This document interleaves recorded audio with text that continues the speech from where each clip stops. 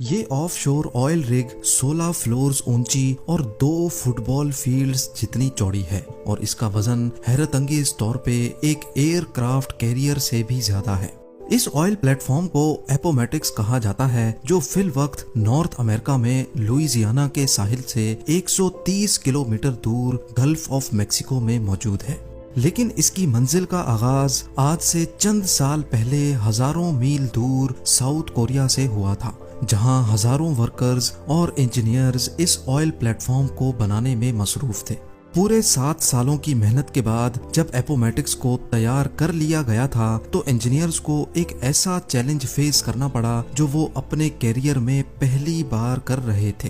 مسئلہ یہ تھا کہ اس دیو قامت اسٹرکچر کو ساؤتھ کوریا سے گلف آف میکسیکو کے لیے روانہ کرنا تھا، اور اس کے لیے دنیا کا سب سے بڑا میرین ٹرانسپورٹ ویسل منگایا گیا۔ اپومیٹکس آئل پلیٹ فارم کو اٹھا کر اس ویسل پہ رکھنا ایک ایسا ٹاسک تھا جس میں کم از کم 7 دن لگنے تھے، لیکن اچانک ان کو خبر ملی کہ پیسیفک اوشن میں ایک طوفان پیدا ہوا ہے، اور اس طوفان نے سپر ٹائفون کی شکل اختیار کر لی ہے۔ اس لیول کا ٹائفون 20 سالوں میں ایک مرتبہ پیدا ہوتا ہے۔ 315 کلومیٹر فی گھنٹہ کی رفتار سے گھومتا ہوا یہ ٹائفون اگلے 7 دنوں کے بعد کسی بھی وقت ساؤتھ کوریا کے ساحل پر حملہ کر سکتا ہے، اور یہ بات تو ہم سب کو معلوم ہے کہ سپر ٹائفون جب کہیں حملہ کرتا ہے تو نقصان پہنچائے بغیر نہیں جاتا۔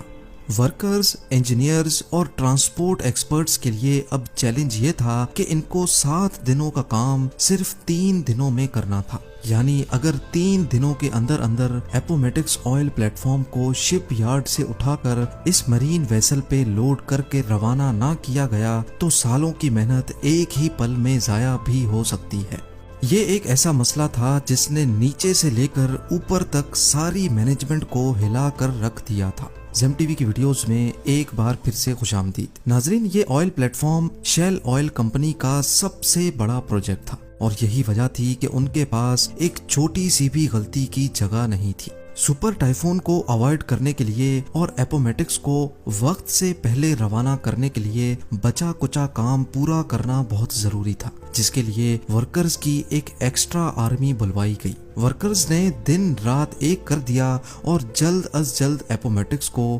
ٹرانسپورٹ کے لیے تیار کرنا شروع کر دیا۔ دوسری طرف مینجمنٹ میٹیورولوجیکل ایڈمنسٹریشن سے مل کر سپر ٹائفون کی موومنٹ پر نظر رکھے ہوئے تھی۔ ان کو ایک امید تھی کہ شاید یہ سپر ٹائفون اپنی ڈائریکشن بدل لے، لیکن ان کی امیدوں پر تو جیسے پانی ہی گزر گیا جب ان کو یہ معلوم پڑا کہ